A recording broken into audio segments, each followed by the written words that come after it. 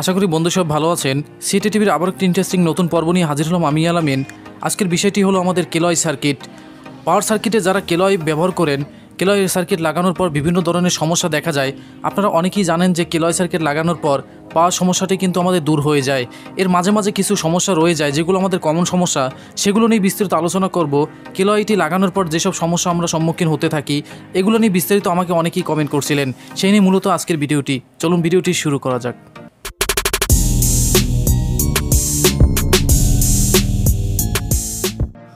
তো ফিরে আসলাম মূল ভিডিওটির অংশে।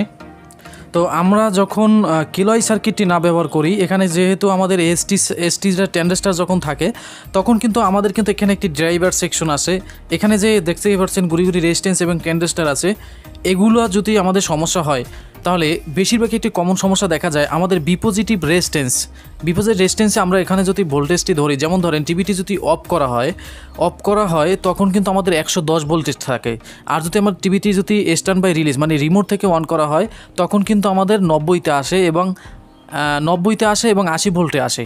তো এগুলোর মূলত কারণ হয়েছে আমাদের এখানে কিছু কম্পোনেন্ট রয়েছে। এই কম্পোনেন্ট যদি আমাদের ফল্ট করে তাহলে তাহলে আমরা যখন টিভিটি অন করব তখন লোডে কিন্তু আমাদের এখানে ভোল্টেজটি কিন্তু বসে যাবে অন করার সাথে সাথে।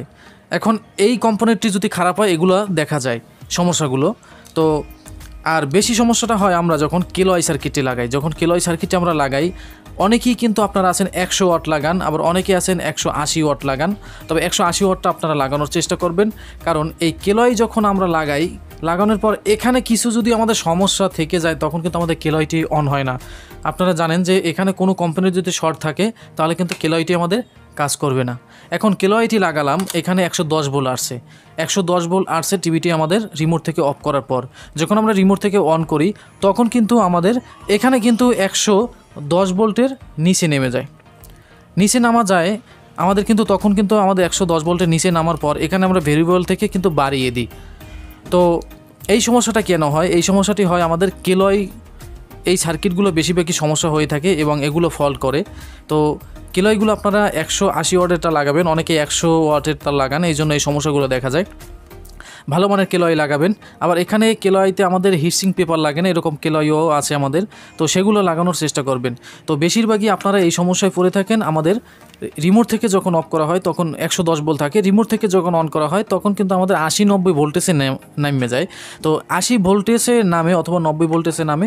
এটার মূলত আমাদের কারণই হলো এই কেলয়টি লোড আপনারা নিতে পারছে না। এই জন্য আপনারা এখান থেকে আমরা রিমোট থেকে অন করার পর যখন 90 ভোল্টেজ আসবে তখন ভেরিয়েবলটা আমরা এখানে মোড়ানোর পর 110 ভোল্ট যখন আসবে তখন আমাদের কিন্তু টিভিটিতে কোনো সমস্যা হবে না।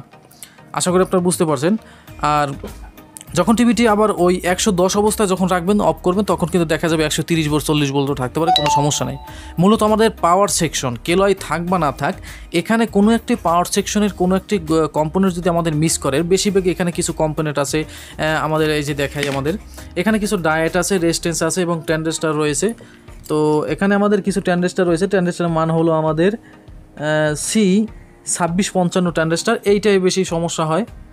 এবং এখানে আরও একটি ট্যান্ডেস্টার রয়েছে পিসিবির কাছে, এই যে দেখতে পাচ্ছেন, এটা তো মূলত আমাদের সমস্যা হতে পারে 10-15, এগুলো সমস্যা। এবং এখানে জেনার ডায়েট এবং কিছু রেজিস্ট্যান্স, এই এগুলো যদি আমাদের খারাপ হয় তাহলে কিন্তু আমাদের যখন রিমোটটি অন করি তখন কিন্তু আমাদের ভোল্টেজ 60, 70, 50 এরকম নেমে যায়। আর যদি আমাদের ফ্লাইব্যাক এবং ট্যান্ডেস্টার শর্ট থাকে তখন কিন্তু পুরো ভোল্টেজ বসে যায়। তবে এখানে কিছু জিনিস আপনারা মনে রাখবেন, এই সমস্যাটি হলেই আপনারা আগে দেখবেন কেলয় লাগানো আছে কিনা। যদি কেলয় লাগানো না থাকে তাহলে এখানে কিছু কম্পোনেন্ট এগুলো আপনারা চেক করবেন বাধ্যতামূলক। আর যদি কেলয় লাগানো থাকে তাহলে আপনারা এরকম কেলয়টি চেঞ্জ করবেন। আশা করি এই সমস্যা আপনার রিমোট থেকে অন করার পর ভোল্টেজ ড্রপ হয়ে যায়, এই সমস্যাটা দূর হয়ে যাবে। আশা করি বুঝতে পারছেন। তো আজকে এই পর্যন্ত, দেখা হবে আবার একটা নতুন পর্ব নিয়ে। ততক্ষণে আপনারা ভালো থাকবেন। আর পরবর্তী ভিডিও পাওয়ার জন্য অবশ্যই বেল বাটনটি অন করে রাখবেন। আমার একটা নতুন চ্যানেল আছে, সেখানে প্রতিদিন গ্যাজেট রিভিউ করা হয়, সেটাও আপনারা সাবস্ক্রাইব করে আসবেন। ধন্যবাদ কষ্ট করে ভিডিওটি দেখার জন্য। আগের পর্বগুলো মিস করে থাকলে ঘুরে আসবেন আমার চ্যানেলটিতে।